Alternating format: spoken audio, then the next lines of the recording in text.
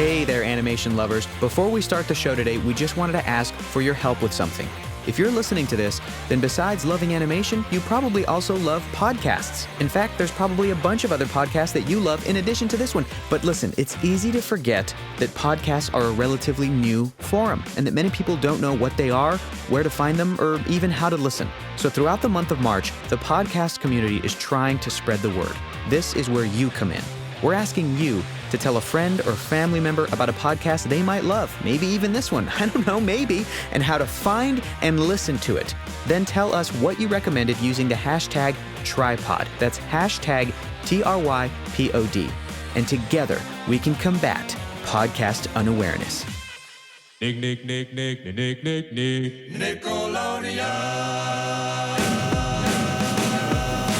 From Nickelodeon Animation in Burbank, California, this is the Nickelodeon Animation Podcast. Hi, I'm your host, Hector Navarro. Welcome to the podcast. Our guest today is a veteran in the world of voice acting. And I'm just going to come out and say it. He's a legend, folks. A legend. You know him as the voice of Yakko from Animaniacs, Pinky from Pinky and the Brain, Jack Fenton from Danny Phantom, Karl Weiser from Jimmy Neutron, and two Teenage Mutant Ninja Turtles, Raphael in the original 1987 series, and since 2012, Donatello in the new modern classic, along with, 250 other animated characters and over 1,000 appearances in commercials. You've heard his voice if you've been alive on this planet. Ladies and gentlemen, Mr. Rob Paulsen.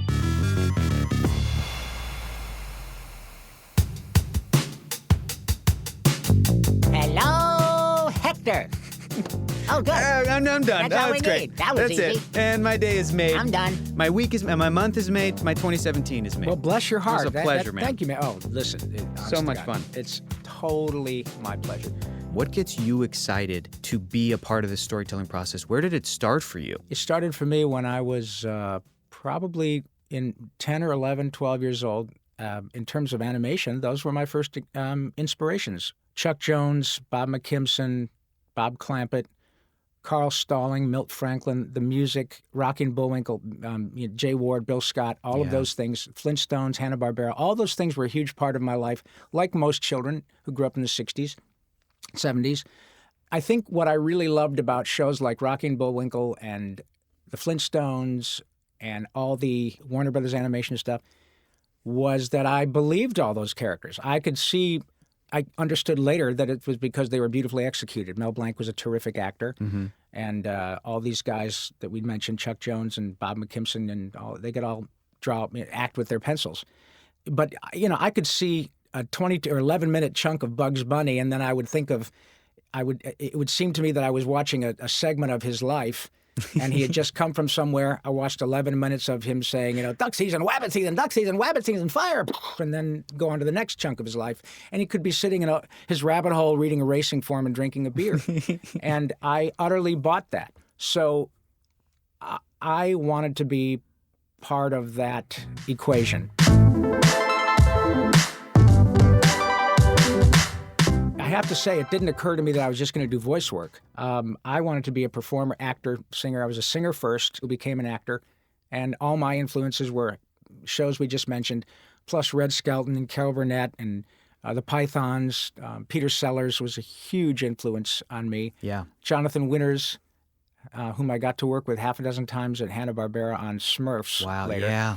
All of those folks, Don Messick, Dawes Butler, were all influences in terms of the voice stuff. And I knew who they were when I came to L.A., but when I got here in the late 70s, it was ostensibly to do live action stuff. And then my agent said, have you ever thought about doing animation? I said, well, sure, but I know that 10 people do it all. And my timing was really good. There were a bunch of us who came here at about that time, and it was before cable and the Disney Channel and the Disney Afternoon and Nickelodeon and Cartoon Network. All that. Absolutely. That was just starting. So the first stuff I read for and worked on were G.I. Joe and Transformers. That's right. Like 1984, 83, 84. And it didn't take long to say, this is the gig, man. Nobody cares what you look like. I get to work with Peter Cullen and Frank Welker and all these wonderful actors. Yeah. And so now, here we are 30-odd years later, and I've been hired for things more than once that I would never be considered for on camera. Absolutely. Including two Ninja Turtles and teenage Ninja Turtles, right? And I was almost a victim of my own ageism the first thought I had was, well, God, do they know who I am? Not out of arrogance, Right. but out of a concern that I would get in there and they would say, "Oh shoot, that's right. You were Raphael in the first batch." Yeah, we can't use the same. Sure. You're a really nice fella, but the guy's here. Let's throw the old guy a bone, so I said, just please call them and let them know that I did do Raphael, and there have been several iterations of the show that have had nothing to do with the original cast. So I don't want to embarrass them or myself, frankly. Right. So she called right back and she says, no, they know exactly who you are. They just think you'd be good for their version of Donatello. So as soon as I realized that the age thing was my problem, I stepped out of my own way and I got the damn job.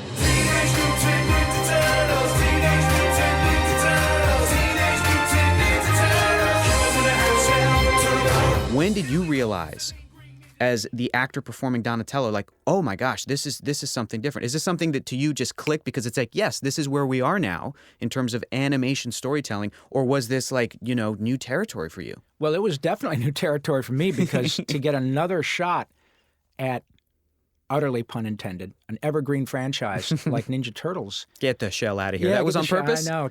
I'm a shell of a guy. Nicely done. Thank you.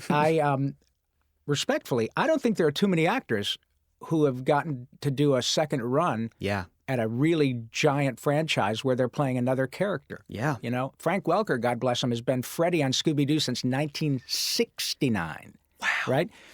But to be in the Turtles when it was a clean sheet of paper and then come back a generation later to get another crack at it, when we started seeing the artwork, I thought, oh, man, this is way different. So cool. And also there's a darkness that sort of harkens to the original comic book that Kevin Eastman and Peter Laird, Raphael was an assassin in the original comic book. Yeah. And while the first Turtles was unquestionably a kid's show, without, this new show has got some darkness in it that it makes it appeal to a larger audience. And I've even discussed it with Ciro and Brandon a couple of times. There's some stuff that I said, I love this. And my kid, who's a turtle freak from the old school, loves the new show. But he kind of goes, man, some of the stuff is pretty intense for 9-year-olds. And it is. I mean, it's definitely, it's got a deeper story. Yes, it's deeper. It's life and death. And last time we had Cyril on the show, a specific episode, a specific moment hadn't aired yet, but now it has. And I want to ask you about this because it was devastating for me as a Turtles fan. My Twitter feed blew up last Sunday. Last Sunday is when it aired. We're talking about the episode Requiems near the end of season 4, not all the way done yet by the time we're recording this. Right. The death of Master Splinter. And now, Hamato Yoshi dies!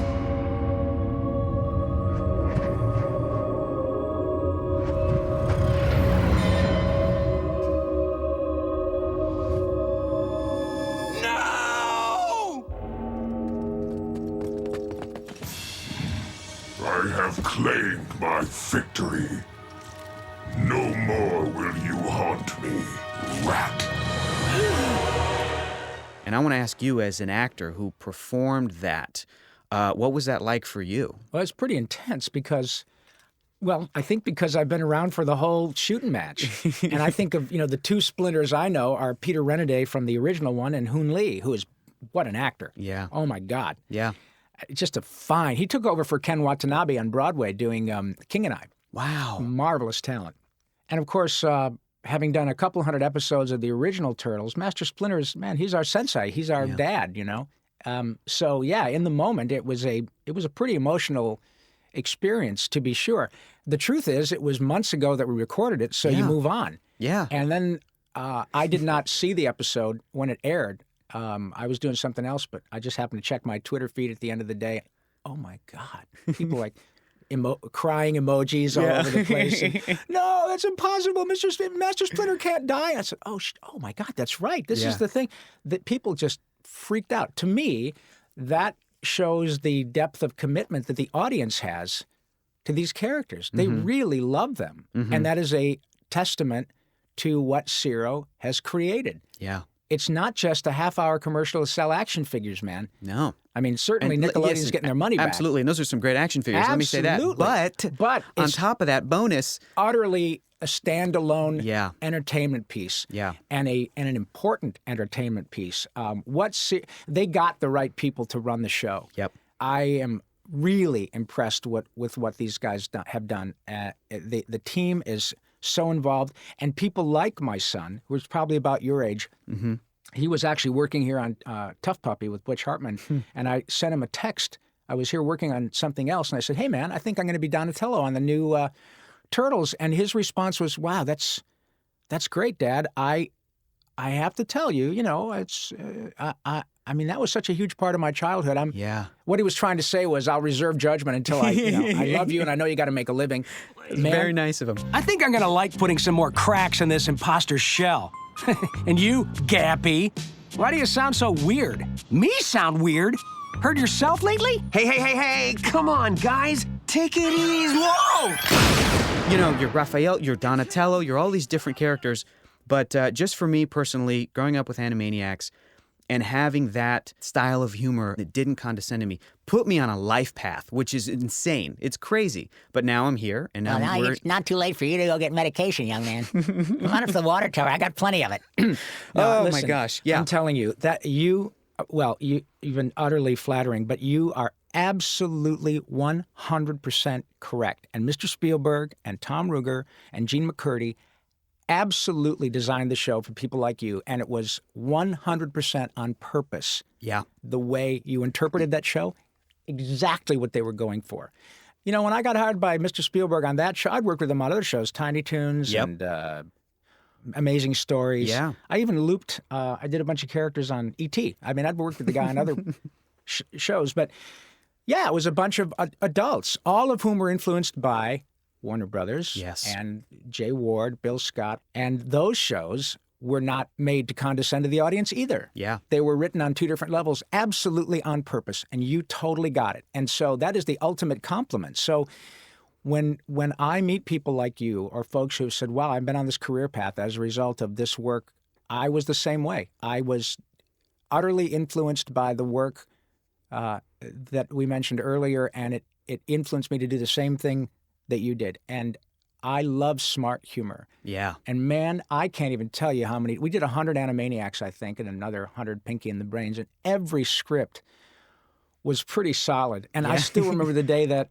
Randy Rogel, who wrote most of the songs that everybody knows on Animaniacs, and I knew Randy. I'd only known him for a few months because the stars all aligned on.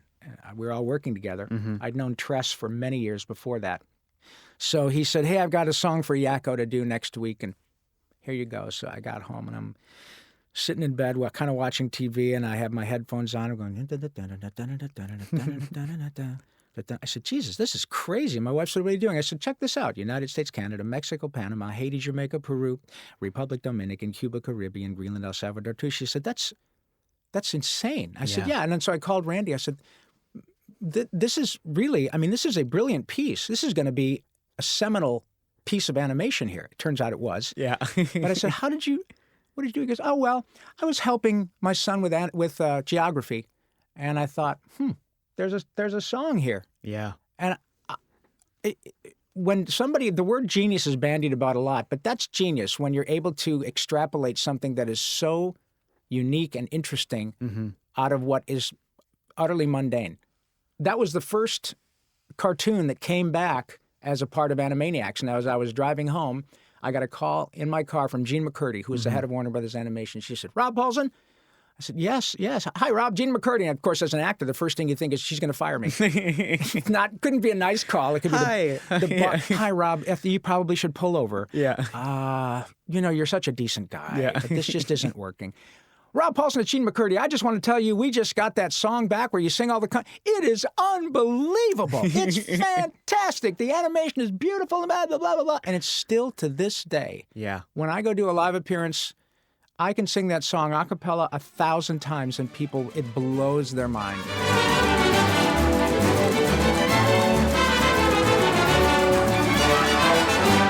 Has there at any point been any serious talks of, we're going to do an Animaniacs movie. We're going to do a live action animated hybrid The characters are going to be animated. The live action is going to be live action. You're going to have your Otto Scratch and Sniffs and your CEO Plotzes I and your love Hello that Nurse. guy. Oh, he's a great guy. Yeah. he's a wonderful person, that Dr. Otto Scratch and Sniff.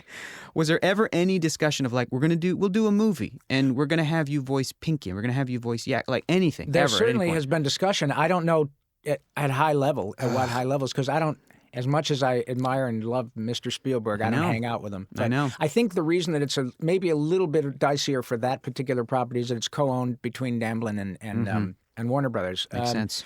But hey, stranger things have happened, and I know anecdotally, and I got to say probably empirically, if you really want to find a way to do it online, the fan base for Animaniacs and Pinky and the Brain is so deep. Yeah. And so they love those characters. Yeah. Like I said earlier, it's evidenced by the fact that Randy and I have got this deal with Warner Brothers where we can take the music of Animaniacs around the country. And the first time we got a show together down in La Mirada, 1,300 seats, and we sold it out 3 months in advance. And so now they're doing a second show. We have shows in Arlington, Texas coming up, in Pittsburgh, and Minneapolis, and San Francisco. And it can either be Randy and me at a piano, or it can be Randy, Tress, Jess, Maurice, and me, and an 80-piece orchestra. We've done that too. And the audience loves it. It's a big screen, and we do the cartoons and talk about how they're made and the stories, and we just interact with the audience. It's purely joyful. Yeah. But Maurice has a joke. Maurice LaMarche, my friend the Brain, has a joke in which he says, yeah, you know what? They're going to make a Pinky and the Brain live movie, and they're going to bring back, they're going to have, because Hollywood is want to cast celebrities in the roles. So the Brain is going to be Peter Dinklage, and Pinky is going to be, who's the British Russell comedian guy with the long hair?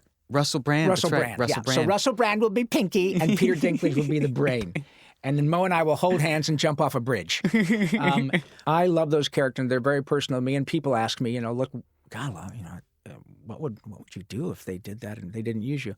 Well, it'd be heartbreaking, but, I can take a punch. I mean, I don't own the characters, man. Sure. It's not, if that is what I'm a capitalist, I get how it works. And if they own the project and they say, you know what, it'd be better to have Peter Dinklage and Russell Brand, I can't do anything about it. Listen, However, I would hate to be the executive that made that decision. Right. I would hate to be. However, I do have to say that as objective as I can be, those characters in particular, at least from my perspective, are so beloved that as long as Mo and I can do them, it wouldn't make sense for them to do that. Exactly. Because that is what has driven the fan base. People love, there's a whole thing online that are just a collection of the responses to "Are you pondering what I'm pondering?" Every one of them. I think so, Brian. But if they called them sad meals, no one would buy them. But if we had ears, if we didn't have ears, we'd look like weasels. That were, I think so, Brian. But burlap chafes me so. Just complete non sequiturs. This is the theme song for Jimmy Neutron. We got to talk about Karl Weiser for a second. Where did the voice of Karl Weiser come from?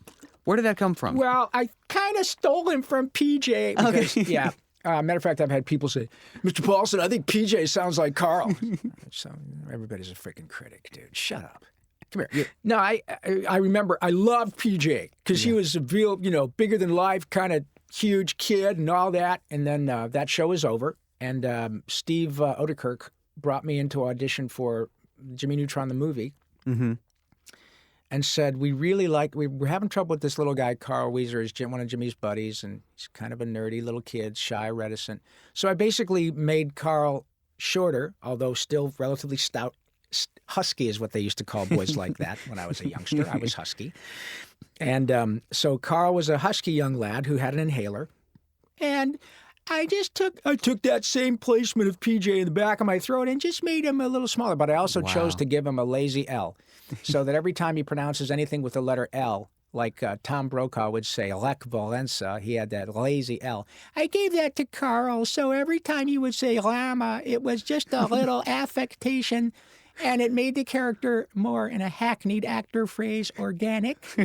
And even my whole countenance slows down a whole bunch. I could do it all day long, and you would want to shove a gun in your mouth.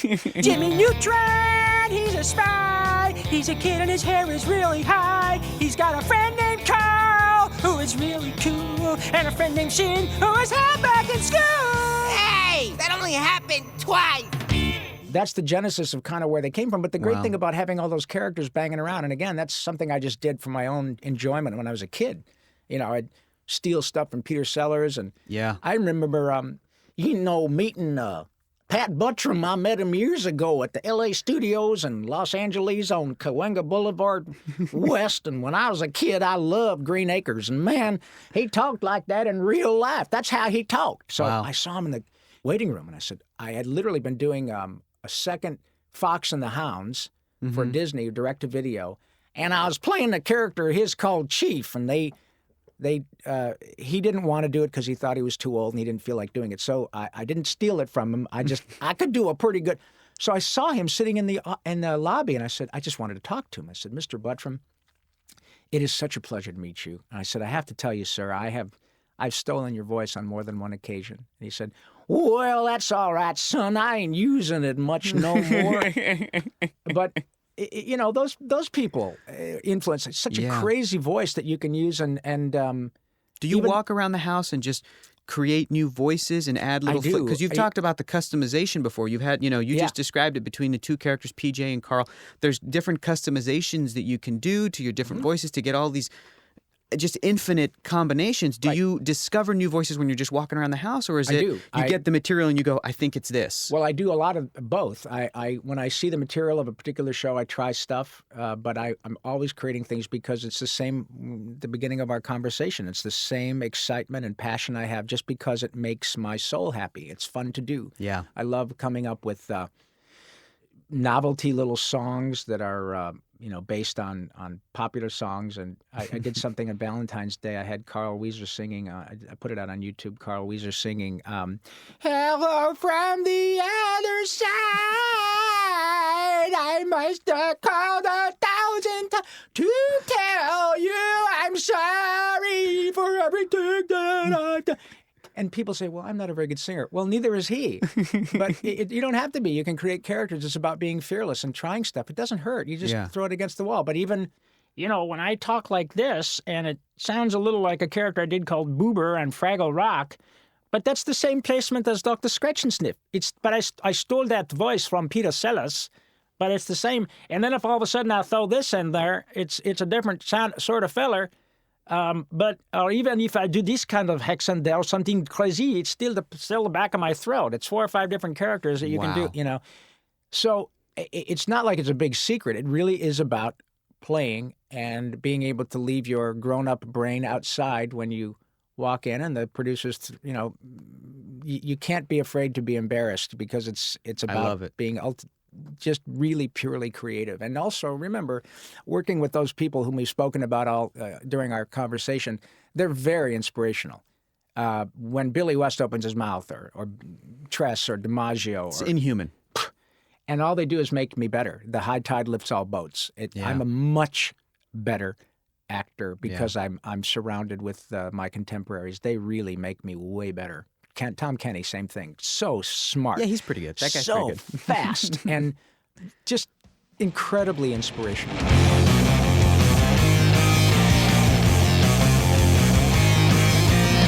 I worked with Mel Blanc a couple of times. He was 85 years old. Wow. So what was it like working with Mel? Oh man, it was.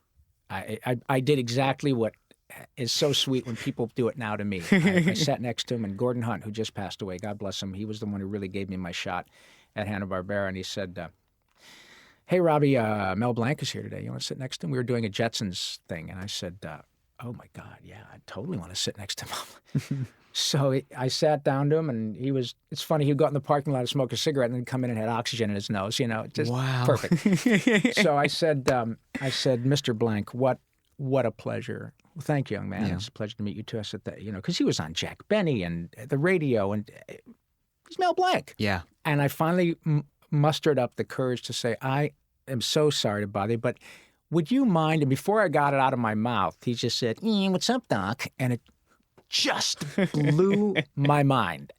So now I get, I think, the same feeling because I'll meet these young actors here or at other places or... What are the phrases? What do people ask you? They want to hear, will you say, narf, or will you say, I think so, Brian, but if Jimmy cracks corn and nobody cares, why does he keep doing it? Or, I think so, Brain, but me and Pippi Longstocking, I mean, what would the children look like? And then My favorite one, the one I always go to is, I think so, Brain, but where are we going to find a pair of pants that big at this time of night? Yeah, right. Where are we going to find a duck in a house at this hour?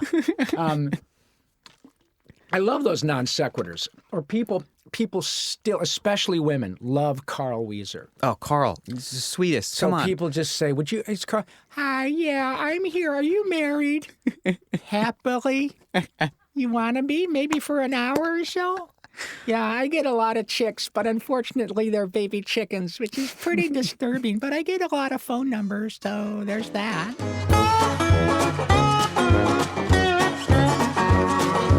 What is it like for you to see the fandom explode online, to see that instant response? What has that been like for you? It is honestly like a drug. I have never been a drug addict. Day's not over yet. But I can only imagine that, let me put it this way. I do work with the most gifted actors in the world. They happen to be my personal friends.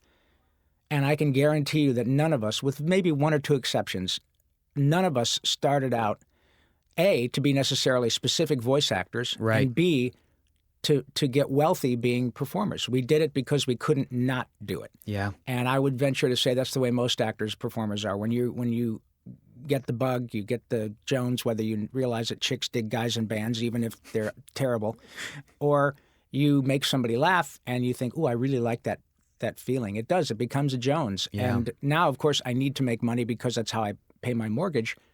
But the passion to do it is still the same. Yeah. The way people respond on social media now so instantly is mind-blowing. And I'm finding that if I take a little time to interact with people on social media, they respond. And 99% of the time, it is absolutely the most beautiful, Yeah.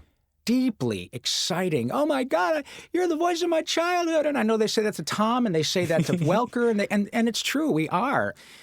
In Dallas during New Year's Eve this year, I was there doing a big Stan Lee thing, and Maurice and I were there. Maurice LaMarche, Tress McNeil, and Jess Harnell and I were there. And this guy came up, like a 6'4", tatted out biker dude.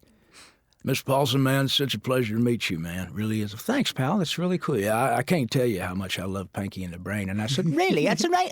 I just started talking like Pinky. The guy burst into tears. It wasn't this gradual thing. It was a boom, and he kept saying, "I'm so sorry, man. I don't know what's wrong." And I said, "Oh my God, are you kidding me? That's the ultimate compliment. Yeah. That you are vulnerable enough that just that voice makes you cry." Mm-hmm. And so I have learned how, in many ways, the work that we do is important. It's not just about putting braces on my kids' teeth and putting gas in the car. There are people to whom these characters mean a lot. Who knew your childhood was a middle-aged white guy from Detroit? But it is mind-blowing. Yeah. And it's, as I said earlier, I can't get enough of it. It's fantastic. That's great.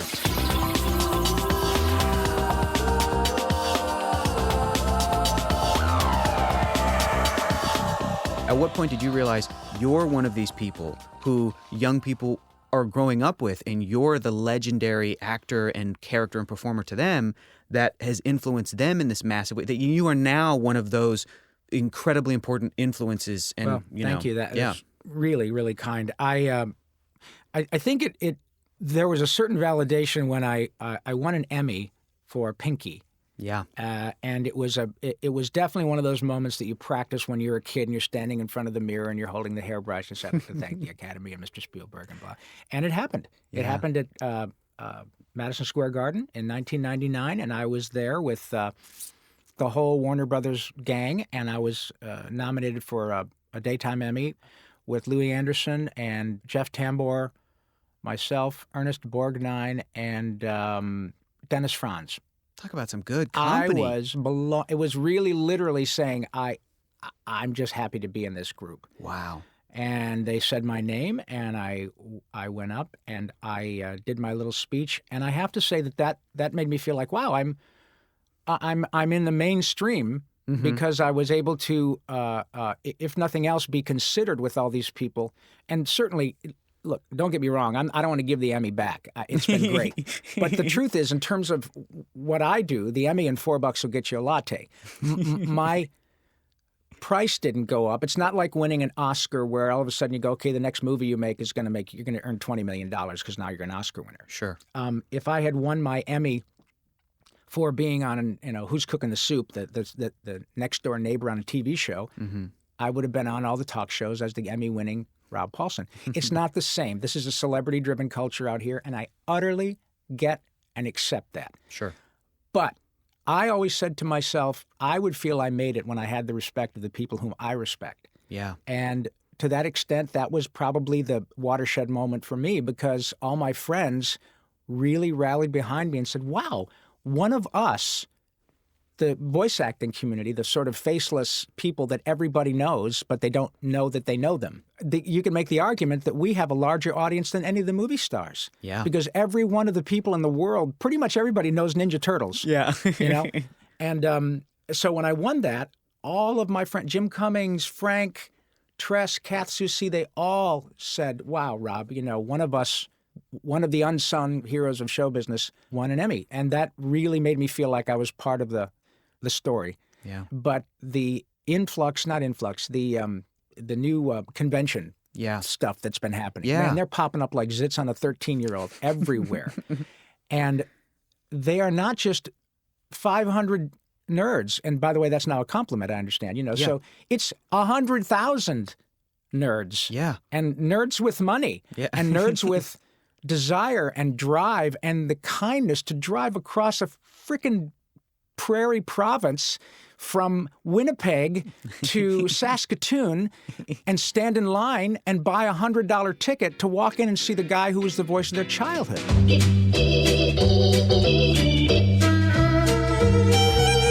For people that are interested in maybe becoming a actor or a voice actor, take improv classes. Yes. Which I love. Oh, man. How important was improv to you? Huge. Because improv, as you know, improv teaches you not only to think on your feet, but to be fearless. Yeah. So I love all of those things that happen as a result of being available to improv. Yeah. And to me, it's been invaluable. And everybody I know, even if they weren't necessarily improv students, they're all very facile. And they're utterly unafraid to play. Mm-hmm. When you throw something at them, they don't shut up. They go with it. And I can't tell you the number of times that something that has been as a result of an improv between a couple of actors in the studio ends up in the show. Ends up characters, ends up... or ends up enhancing a character, and it'll end up giving me more work because they'll say, God, that stuff you did, we're going to find a place for that critter. Yeah. And you're only limited in terms of how good you get by how much you want to do it. I'm not going to stop getting better until I die. And you're going to be so good when you're 100. Boy, when I'm Rob Paulsen, as I step foot into the grave, I'm going to be just really good, and then I'm punching my ticket. Yeah. Thank you so much for coming in today, and to you and all of the collaborators that you've worked with. Thanks for making such great shows. Well, I'll tell you, I can only tell you that all the checks cleared. So art schmart, it's all about the money. That's no, right. I thank you. That is really, I can't think of a better, a nicer compliment coming from a young actor and a person who's clearly on the right path. For you to give me that compliment, and by extension, all the people with whom I've worked, is precisely the sort of thing that makes me feel like my work was worth something. So, thank you very much. I am beyond flattered that you would say that. And I'm close to crying, Rob. I've been holding it in this entire time. I'm trying. Then you come over here, my friend, and Pinky will hug you in a very inappropriate way that we can't tell people about. No, Yes. Yes. Oh, good. Yeah, help me take over the world. I'm going to start with Burbank.